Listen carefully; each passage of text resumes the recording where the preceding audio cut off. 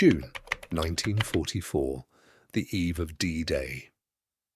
In the barracks of the 101st Airborne Division, military discipline did not just break, it was completely obliterated. While regular soldiers polished their boots and wrote final letters home, a small group of 13 men from the 506 Parachute Infantry Regiment was preparing for war in a way that horrified regular Army generals. They shaved their heads into fierce Native American mohawks, smeared their faces with dark war paint made from grease and coal, and swore an oath never to salute an officer or clean their uniforms. They were the Filthy 13, a collection of criminals, outlaws, and rebels who refused to follow any rules of civilized society.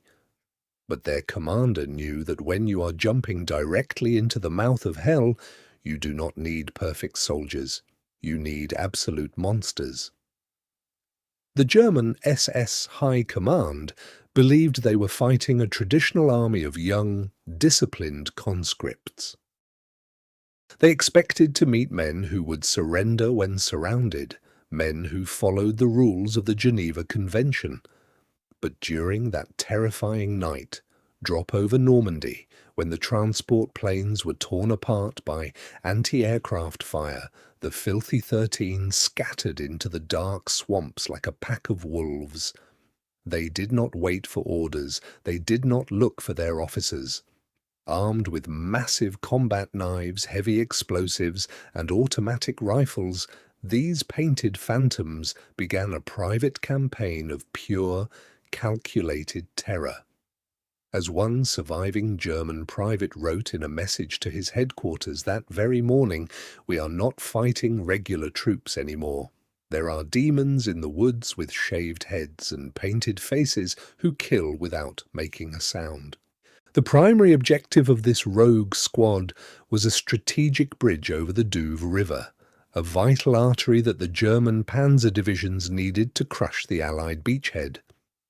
Sergeant Jake McNeice, the brutal leader of the group, gathered his remaining men in the pitch-black brush. He did not give a long, tactical speech. He looked at his painted warriors and said simply, "If it wears a German uniform, it dies. Do not waste your bullets if you can use your steel."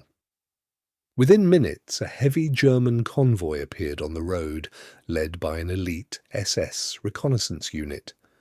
The Germans were confident, moving forward to secure the bridge, completely unaware that 13 pairs of cold, painted eyes were watching them from the high grass. Before we reveal the terrifying details of the slaughter that followed at the riverbank, take a second to smash the like button and subscribe to the channel. The brutal saga of the Filthy 13 is a completely real, fully documented piece of history that shows what happens when the military unleashes its most dangerous rebels. Your subscription helps us uncover and share more of these incredible archival accounts. When the lead German truck reached the center of the trap, the night exploded into a symphony of violence. McNeice unleashed a devastating blast of machine gun fire, shredding the driver instantly. The paratroopers swarmed the convoy like wild animals, tossing heavy grenades into the troop carriers and engaging in brutal, close-quarters, hand-to-hand combat. The SS soldiers, legendary for their fanatical bravery, completely panicked. They were not facing a coordinated military line, they were facing savage individuals who jumped onto their trucks and fought with teeth, knives, and bare fists. In less than 10 minutes, the entire German column was reduced to burning scrap metal and piles of dead bodies. Following the destruction of the convoy, the German command realized that a highly aggressive force was operating in their rear. An elite battalion of SS mountain troops was dispatched to hunt down and eliminate the American intruders. The Germans assumed they could easily trap a small squad in the open French countryside, but the Filthy 13 did not play by the tactical manuals. They retreated into the deep, stagnant Normandy swamps, where the water rose to their chests and the mud threatened to swallow them alive. For 2 days these men lived in the filth, surviving without food, drinking muddy water, and waiting for the enemy to enter their domain. The psychological warfare practiced by the paratroopers was devastating. They did not fight standard skirmishes, they executed silent night assassinations. A captured diary belonging to an SS lieutenant captured the pure paranoia that gripped the German search parties. He wrote in his final entry, "We found 3 of our sentries today with their throats cut from behind. No footprints, no sound of gunfire. My men are refusing to go into the woods alone. Rumors are spreading that these Americans are not regular soldiers, but bloodthirsty criminals released from penal colonies to terrorize us." The fear was so intense that the Germans began firing blindly into every shadow, wasting thousands of rounds of precious ammunition on empty trees. By the 3rd night, the remaining members of the Filthy 13 were completely surrounded near an abandoned brick factory. Their ammunition was running dangerously low, and they were facing a force that outnumbered them 20 to 1. The German commander, confident in his imminent victory, ordered a full frontal assault with heavy machine guns and mortars. Shrapnel tore through the old brick walls, wounding several paratroopers, but the survivors refused to display a single sign of weakness. Jake McNeice, bleeding from a head wound that mixed with his faded war paint, looked at his men and yelled, "They think they have us cornered, but they forget who we are. Give them everything you have left." Upon sliding back into the defensive pits, the paratroopers engaged in a frantic defense that defied all human logic. When their rifle ammunition ran dry, they used captured German weapons, firing enemy bullets back at the charging infantry. One wounded paratrooper, cornered by 2 SS soldiers, pulled the pins on his remaining grenades and blew himself up along with his attackers, choosing a violent death over capture. The battle became so chaotic and brutal that the lines completely blurred, turning into a wild, bare-handed brawl in the mud and dust. The Germans expected a broken enemy, but instead they found a wall of absolute, unbreakable fury. When the morning sun finally broke through the heavy smoke of the burning brickyard, the German assault had completely withered away. Allied armoured reinforcements arrived to relieve the position, and the scene they discovered was beyond anything they had imagined. The strategic bridge was completely intact, secured by a small handful of blackened, bleeding men who were quietly smoking cigarettes among hundreds of dead enemy bodies. The Filthy 13 had done the impossible.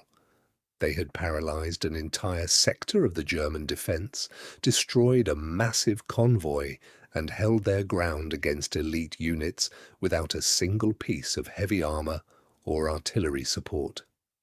If this epic display of human resilience and military defiance leaves you stunned, make sure to drop a comment below and share your thoughts on the legacy of Jake McNeice and his squad. Do not forget to subscribe to the channel and hit the notification bell so you never miss our deep dives into the most terrifying and legendary battles in human history. Your interaction is what pushes these forgotten archives to the top of the YouTube algorithm. The official military reports filed by the division commanders later confirmed that the wild actions of this rogue squad saved thousands of Allied lives during the beach landings. They had drawn the attention of the primary German reserves away from the coast, creating total confusion within the enemy leadership. Jake McNeice and his surviving brothers in arms were awarded numerous medals for bravery, becoming living legends whose wild exploits would later inspire the famous Hollywood movie known as The Dirty Dozen. Weeks after the Normandy campaign concluded, Allied military intelligence conducted extensive interrogations of high-ranking German officers who had witnessed the fighting. One captured SS captain, whose unit was completely broken during the night battles in the swamps, made a chilling confession during his official questioning.